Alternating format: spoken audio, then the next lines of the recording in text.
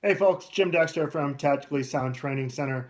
It's optics maintenance time for me. It's Chicagoland winter, which means varying temperatures, different degrees of precipitation from rain to snow to sleet. So I need to stay up on my optics maintenance. So it's time to get some treatment on the lenses of my RMRs that I use for duty and off duty carry on my guns.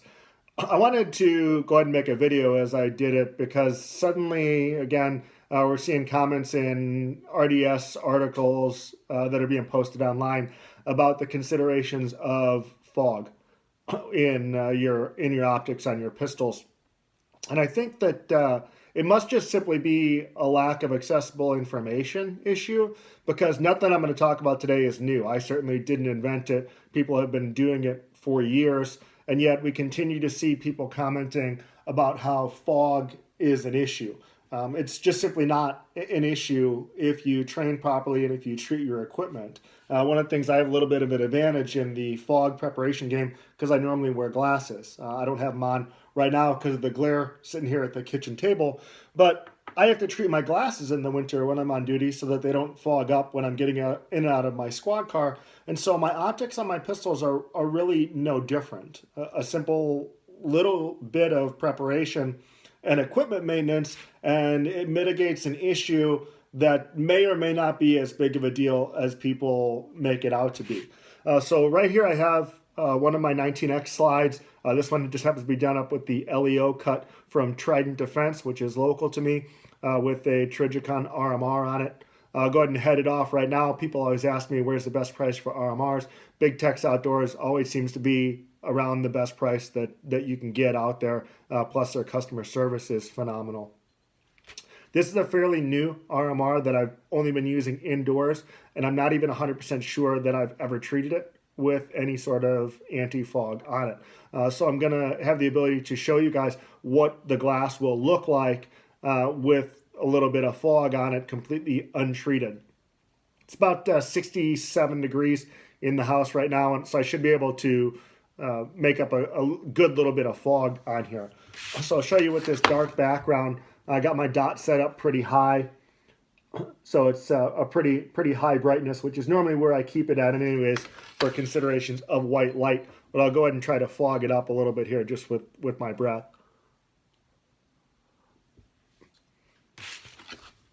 All right, so you can see good amount of condensation buildup on here. You can see that the glass is pretty well fogged and the emitter is likely fogged as well. So one of the things is that you can still see the dot perfectly fine. If I were to be aiming, there's no reason why you wouldn't be able to get an accurate shot if you were familiar with occluded optic or bend-in aiming. There's no reason why I wouldn't be able to get an appropriate hit at a pretty decent distance with a fogged emitter and fogged glass. It's not really that big of a deal. You simply have to be trained in what to do should your glass become covered, but your dot still be able to be seen on what you're aiming at. So again, that's a training issue. So I'm going to go ahead and treat this glass, and I'm just going to do the rear and the emitter right now for the purposes of this, so that you can see it. Again, cleaned it back off, so I've got clear glass again on here. Dot still up. Today I'm going to go ahead and just use some Rain-X anti-fog just to illustrate and highlight this. This is a pretty common thing that people have just sitting around to make this not really like an infomercial style thing. This is an accessible thing that you can go out and get right now at any convenience store in your neighborhood. Normally I treat most of my duty weapons with cat crap. I just get it from Amazon. I prefer the paste. I think it goes on a little bit easier. But in this case, I'm just going to use some Rain-X anti-fog to illustrate this. Put a little drop on my Q-tip so that if it's wet, I can apply it to the glass,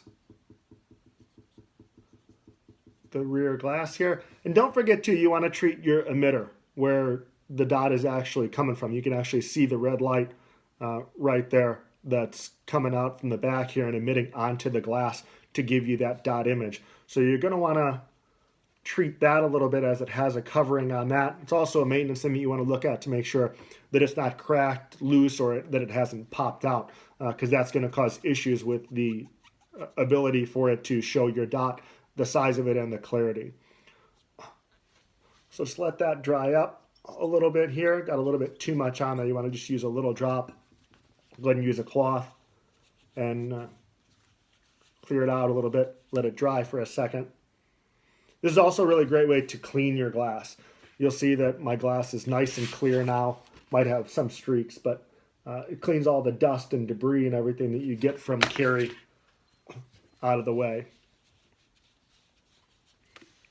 So now I've got the anti-fog on there. It hasn't really fully dried yet, but it'll still be plenty to show you guys the difference here. Give it a little bit of my breath.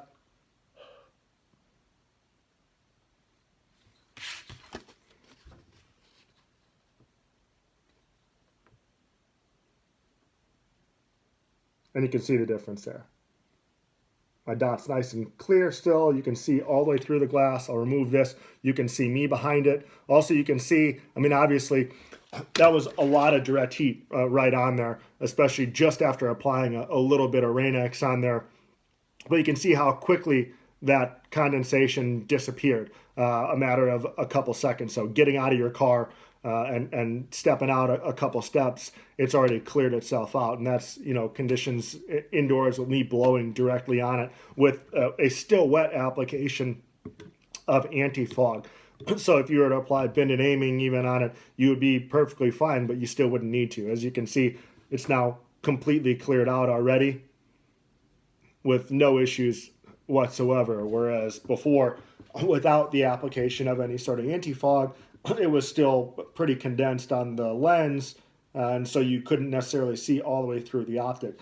But again, it's not really that big of a deal. You still had your dot. Just go into your occluded optic mitigation fundamentals. All right, so here's the deal, guys. Treat your glass. It's equipment. Everybody talks about, you know, these things can fail, these things can fail. But if we set it up to mitigate the things that are going to cause issues for us, then they're really non-issues themselves. Cat crap, Rain-X, whatever you want to use, just do something, or you can't complain about it fogging.